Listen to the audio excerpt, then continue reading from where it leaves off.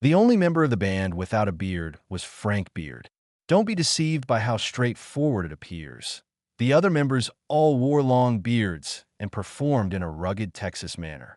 For almost 50 years, ZZ Top's sound has been pulsing with his steady pace.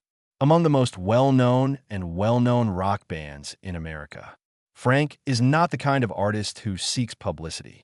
He rarely performs lengthy interviews and doesn't exploit his notoriety to develop his brand.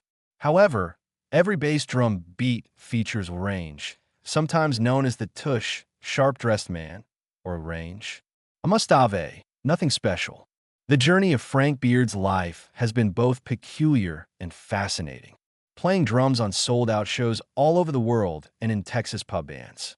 After overcoming a severe drug addiction, he became a symbol of life and rehabilitation.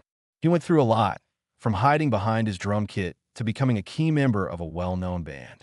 In the music industry, where things change constantly and success can take everything away, what kept Frank Beard going?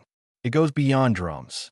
It tells the story of a man who chose to remain silent, yet never gave up playing music. Early years.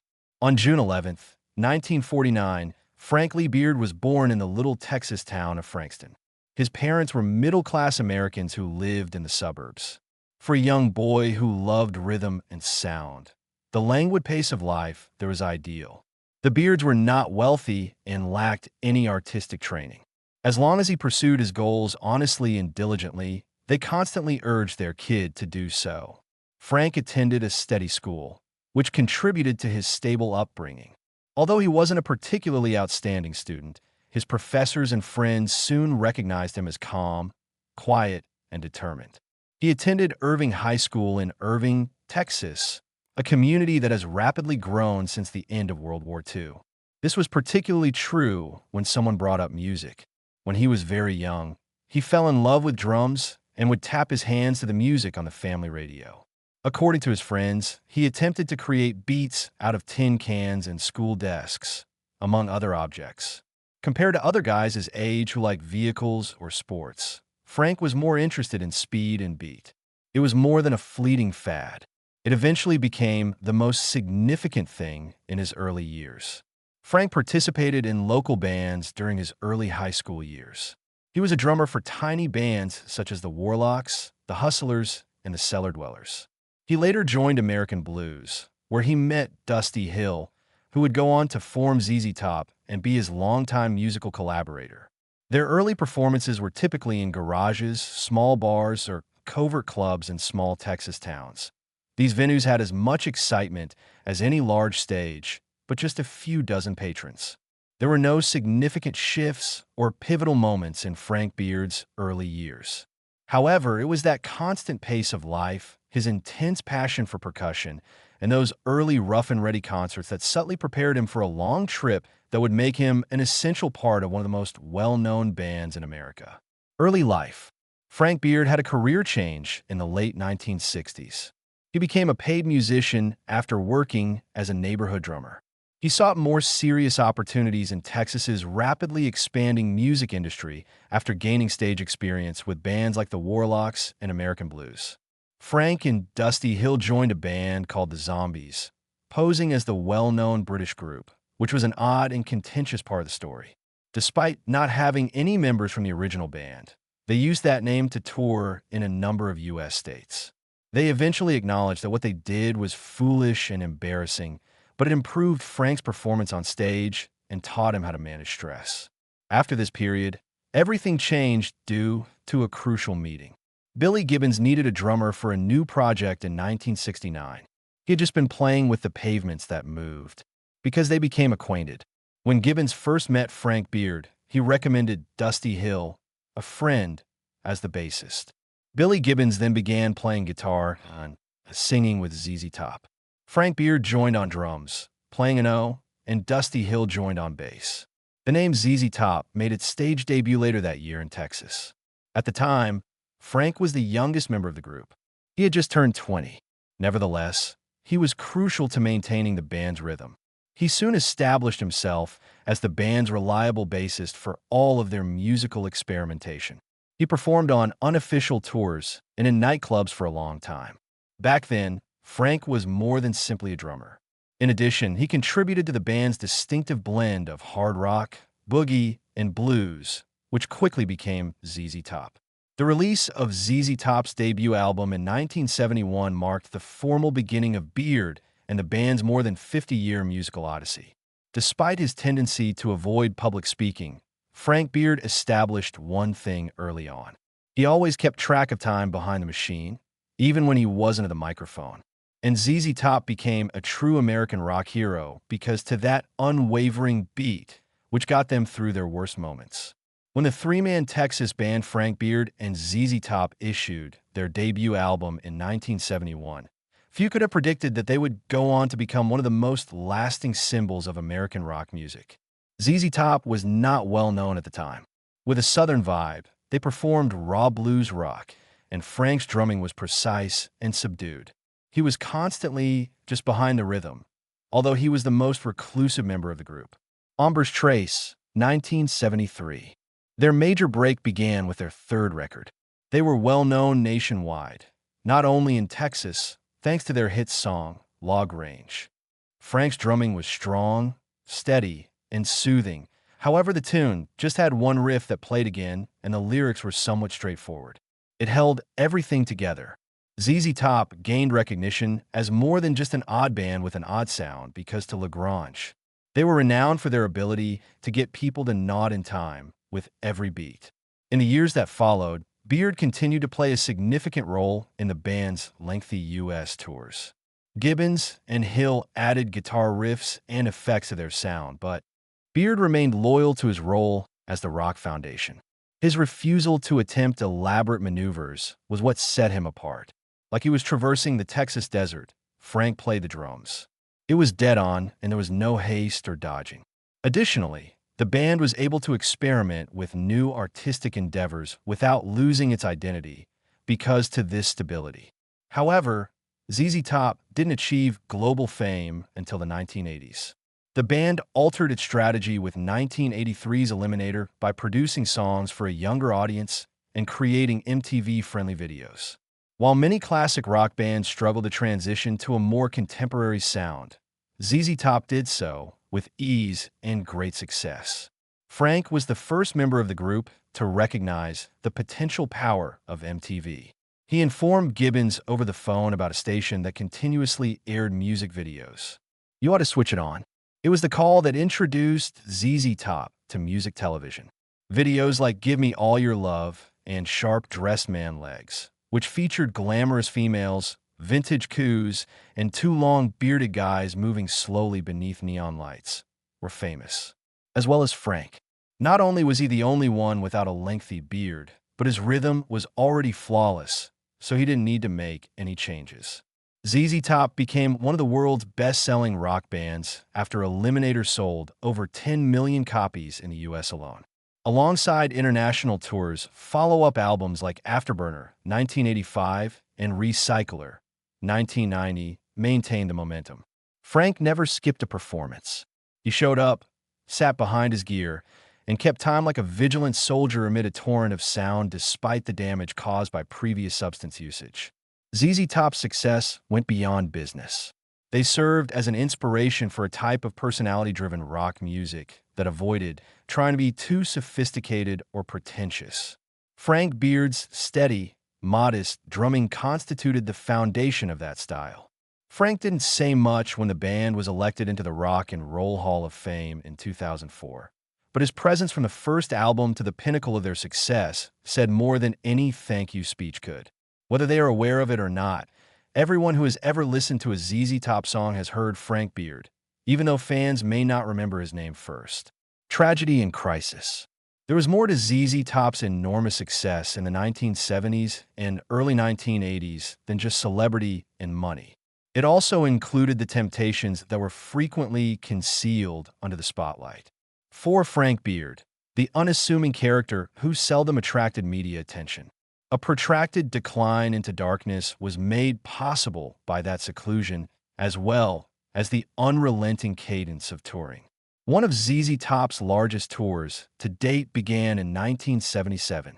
About $72,000 was made by each member, which at the time was a huge sum for a rock musician. Frank went to heroin, which he sometimes referred to as a mental vacation, but he subsequently acknowledged in a rare interview that I blew every cent of it on drugs. Not a penny left. It started with LSD, then cocaine, but it didn't stop there.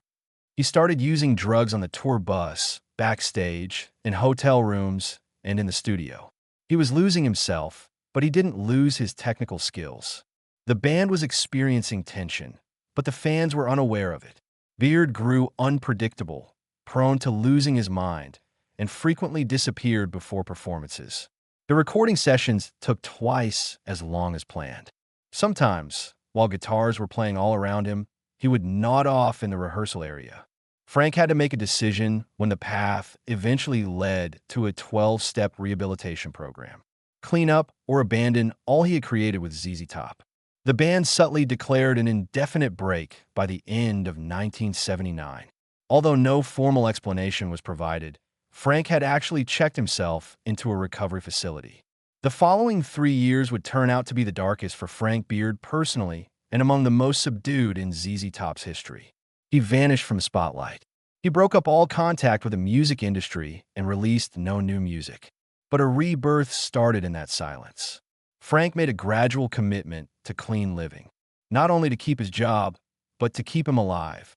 He resumed drumming from scratch, started regular treatment, and concentrated on his health once he left rehab, as though he had never experienced stardom. In 1981, ZZ Top made a comeback. Many people thought the band had only modified their sound and looked to fit the times when Eliminator was released 2 years later. However, there was a more profound reality hidden behind that reinvention. Frank Beard was still alive, and he didn't simply come back. For the following 40 years, he took back his position and continued to drum on every album, tour, and live performance.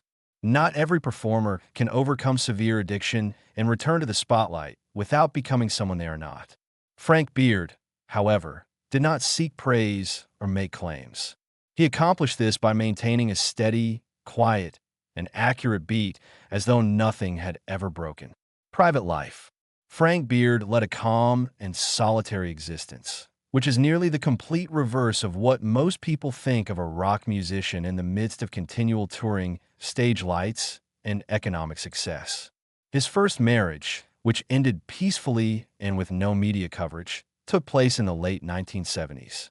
Only in 1982, shortly after finishing treatment and getting ready to rejoin ZZ Top, did Frank get married again, this time to Debbie Meredith, a non-entertainer. Frank was going through one of his darkest moments until he met Debbie. Recently released from treatment, he is still coping with the psychological effects of addiction and is having difficulty re-establishing himself in the music industry. At the time, everything was uncertain: his profession, his well-being, and even his mental state. However, Debbie entered his life with a serenity and fortitude that was crucial. She was unaffected by celebrity and remained stable and grounded. Just before ZZ Top's most prosperous period began with Eliminator in 1983, they got married in 1982. There were no glitzy picture shoots or high-profile weddings featured in music magazines. Frank, however, saw it as a fresh start. For the first time, he had a companion who was more interested in what he ate, how he was feeling that day, and whether he had slept well than in tour dates or parties. Together, Frank and Debbie have 3 kids. He deliberately chose to avoid becoming involved with the entertainment industry when he was offstage during the band's international tours. Frank spent the majority of his time looking to the property, playing golf, and taking care of the family's pets on their large ranch in Richmond, Texas. He didn't put any expectations or pressure on his kids to pursue a career in music. All he wanted was to provide them with the stability and unwavering presence of family that he was denied as a child. Frank Beard never pursued attention, in contrast to his more outspoken colleagues Dusty Hill and Billy Gibbons, who frequently made appearances on TV shows, at fashion shows, and in media interviews. He never created documentaries, wrote memoirs, or conducted in-depth interviews. The scant details regarding his private life were mostly gleaned from family members or fleeting references in stories about ZZ Top. Interestingly, He was the only one in the group who didn't grow a big beard, a fact that fans frequently make fun of, but that also perfectly captured Frank's character. He never needed external markers to establish his identity, and he defied the trend when it didn't feel right. Frank had to have emergency surgery in 2002 after developing acute appendicitis while on tour in Paris. John Douglas, his longtime drum technician, filled in for him momentarily because it was one of the few times he missed a performance. In a matter of weeks following the procedure, Frank rejoined the band as if nothing had happened. Even though it was a minor occurrence, it strengthened his reputation as the unseen, indispensable force behind the scenes. In his more than half-century of performance, he has never been regarded a source of instability inside the band, been publicly involved in disputes with fellow musicians, or been implicated in moral problems. Frank's calm perseverance could be the most uncommon trait a rock musician can have in a field characterized by chaos. Frank Beard is not here to be seen. Playing is what he lives for, and a whole universe of family discipline and thoughtful decisions can be found within that quiet. The kind of world that many other celebrities long since lost. Influence and legacy. Frank Beard is not the type of drummer who frequently makes the lists of technical luminaries that drum fans discuss, nor does he frequently feature on magazine covers. However, one fact cannot be denied. ZZ Top wouldn't have survived past one album without Frank Beard. He has been the only member of the band for more than 50 years without ever leaving, not even for a short time. Frank was involved in every music video, tour, and recording. Always the one who keeps time for everything else, yet never loud or the center of attention. Frank didn't perform as a drummer. He performed for the band's benefit. He didn't focus on speed or showy technique while he drummed. It was about consistency, flexibility, and a perfect fit with ZZ Top's sound. A rock with a gritty blues influence that was captivating without having to flex. For every song, he knew exactly what was required and what was not. A whole generation of Southern rock drummers were impacted by his style, which prioritized groove over showmanship. Beard is credited by many up-and-coming musicians with training them to play for the band, not for themselves. Frank served as a testament to the value of restraint during a time when American rock frequently favored bombastic solos. As a cultural phenomenon, ZZ Top is inextricably linked to his legacy. Frank has always represented continuity, from their breakthrough period with Trace Ombres to the MTV heyday of Eliminator and the years after Dusty Hill's passing. Fans of all ages are united by him. The same guy who performed in 1974 for bell-bottomed audiences and again in 2019 for audiences sporting dapper Dressman t-shirts. Frank posed next to Gibbons and Hill in a famous photo after ZZ Top's induction into the Rock and Roll Hall of Fame in 2004. He didn't speak for very long. Everyone recognized that if those two were ZZ Top's voice and face, he wasn't trying to be inspirational. The thing that kept everything together was Frank. Frank Beard demonstrated something straightforward but important in a field where egos frequently result in breakups, litigation, or lineup changes. Another type of legacy is endurance and loyalty, and in his case, it's a legacy that will live on forever. Current circumstances.